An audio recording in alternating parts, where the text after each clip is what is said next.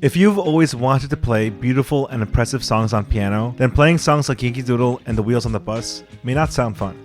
And it isn't. Those songs are so boring and simple, but they're actually so important to get a solid foundation in piano. And although that may be true, you don't have to stay in that beginner phase playing those boring songs for too long. I get my students to play beautiful and complex songs after 2 months. So today, I want to go over 5 pop songs that I use to get my students to get out of that beginner phase, get out of their comfort zone, and play some complex, beautiful music.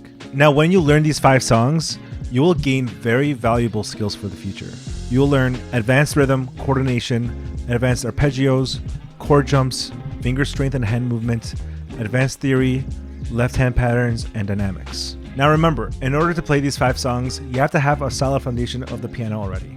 You have to know the names of the notes on the staff, you have to know rhythm, like quarter notes, half notes, and whole notes, and you have to have decent technique. The first song on our list is 1,000 Years by Christina Perri. I love this song, and my students love this song because it sounds so nice, and because you learn so much from this. The first thing that is amazing about the song is the rhythm. The rhythm is a little bit challenging, but it's just perfect for someone that's coming out of the beginner phase. So I'm going to play through the first part of the song, just so that you can hear how the rhythm sounds like. And while I play, I'll count out loud so that you can follow along.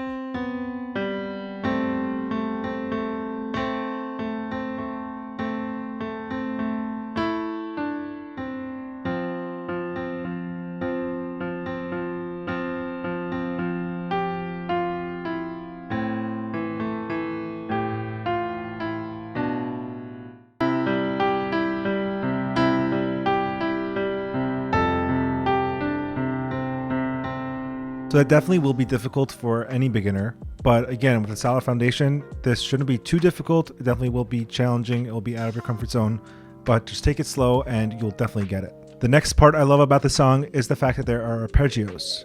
Arpeggios are basically chords that are played, but they're broken up. So this is an example. This is an F major chord, and the F major arpeggio is just me breaking up the notes. So if we look at the pre-chorus of the song, we have these arpeggio rolls in the left hand, and it sounds so beautiful.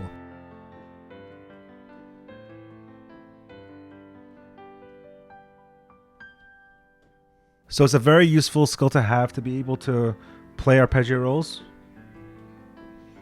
A lot of songs have these type of arpeggio rolls, so this is a great first start. The next song on our list is Demons by Imagine Dragons. And this was my favorite song back in the day, and even though it's an old song, my students today love playing it because it just sounds amazing.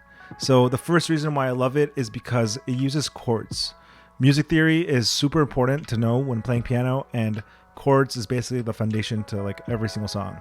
So if we look at the first part of the song, it literally uses straight up chords. The first chord is a C major, next is a G major, A minor, then we go to the F major. The rhythm here is also very interesting. If you look at the notes in the right hand, you'll see that the last note on each measure is tied to the first note in the next measure. So this G over here is the and of 4, and then it's tied with the one and in the next measure. So that means I'm not playing that one and, I'm just holding it down on the and of 4. So I'll show you what that actually sounds like. 4 and 1 and 2 and 3 and 4 and 1 and 2 and, right? So it's kind of like a weird rhythm because I'm also going to be playing the chord on the 1 without playing the note in the right hand. So it does get a little complicated. 4 and 1 and 2 and 3 and 4 and 1 and 2 and 3 and 4 and... The next reason why I love this song is because it introduces patterns in the left hand. Patterns are super important when it comes to reading sheet music because all pop songs and contemporary classical music use patterns. So being able to recognize the patterns even before playing it and reading it can make such a huge difference when learning. So let's take a look at the chorus of the song. And it's a pretty simple pattern in the left hand, right? You're basically playing the chords, right? You're playing C and G in the first measure, G and D, A and E, then F and C. But you're playing those notes in a pattern. You're going 1 and 2 and 3 and 4 and 1 and 2 and 3 and 4 and...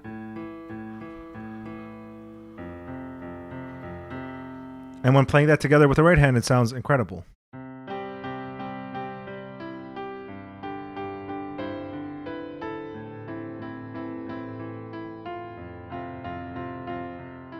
So the last reason why I love this song is because it promotes hand strength. I'm going to play the last part of the song for you and you'll see what I mean.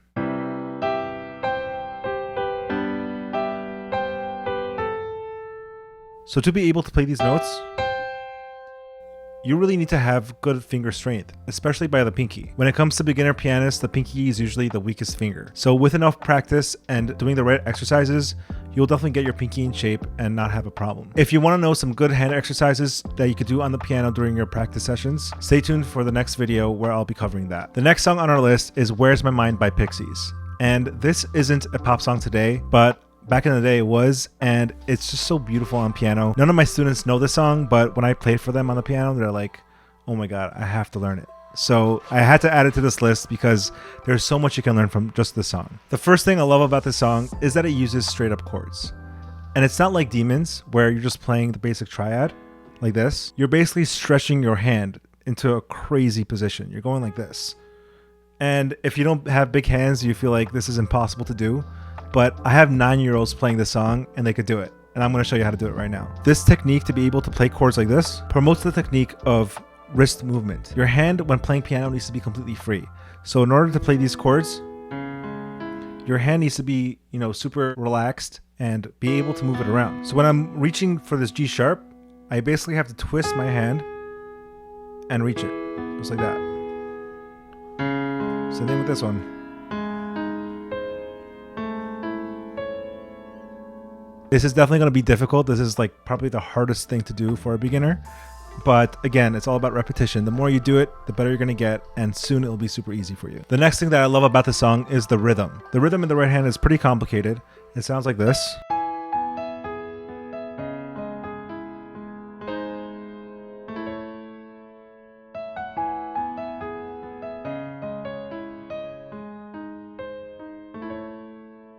So as you see in the sheet music, there's a lot of eighth notes, dotted quarter notes, eighth note rests. So when you're reading the song, it's very important for you to keep time and keep track of what you're doing. The last thing that I love about the song is that it uses something called chord jumps. Chord jumps basically mean that instead of playing the chord, you first play the octave all the way down here. I'm going to play it up here. And then you jump up and play the chord up there.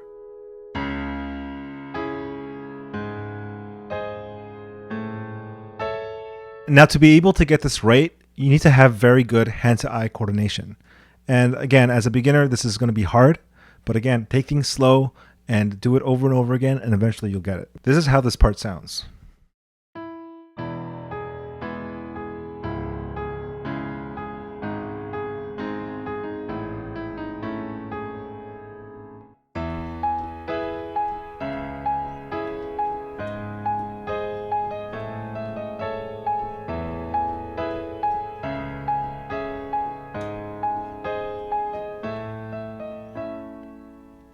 The next song on our list is Allegro by Emmett Fenn, and it's a contemporary classical song and it's absolutely gorgeous. I love playing it and my students love playing it, so let's get into it. The first thing that I love about the song is that it's in the B flat major scale. That means that it has two flats, the B flat and the E flat.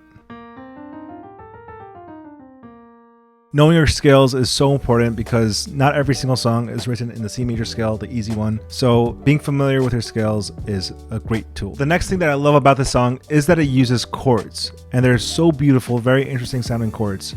I'm going to play the song through and you'll hear how it sounds. These chords are arpeggiated and they're played in a pattern like we talked about before.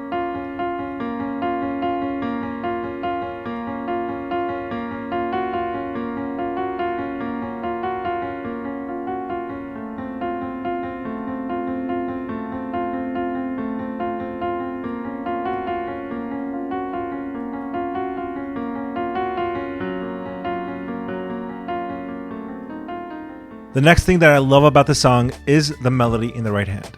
Now, it looks pretty simple, there aren't that many notes in there, but it is kind of difficult to play it smoothly. I'll show you what I mean.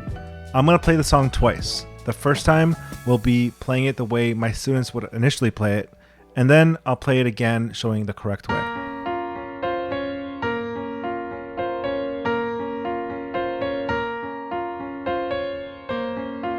So that didn't sound that great because between each measure there was a tiny little pause trying to connect the melody. I'm going to play it the correct way now.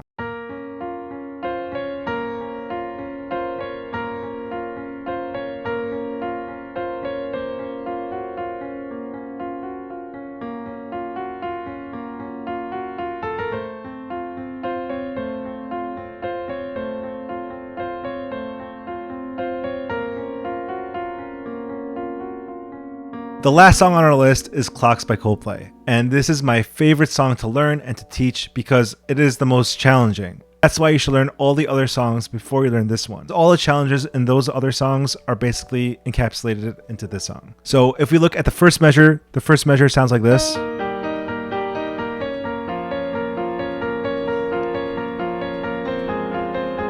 Hopefully by now you could tell that there are arpeggios and chords that are being played right now in a specific rhythm, right? 1 and 2 and 3 and 4 and 2 and 3 and 4 and 1 and 2, right?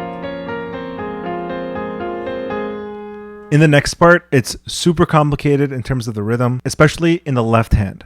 1 and 2 and 3 and 4 and 1 and 2 and 3 and 4 and 1 and 2 and 3 and 4 and 1 and 2 and 3 and 4 and... Now what's even more challenging about this part is that you have to play the rhythm in the right hand with the rhythm in the left hand. And it gets pretty complicated. 1 and 2 and 3 and 4 and 1 and 2 and 3 and 4 and 2 and 3 and 4 and 1 and 2 and 3 and 4 and... So there's a lot of bouncing off left hand, right hand. But again, take it slow and you'll eventually get it. The last part of the song, you're playing arpeggios in the right hand with a specific pattern, and you're playing chord jumps in the left hand using the same rhythm as the previous part. So it gets pretty confusing, right?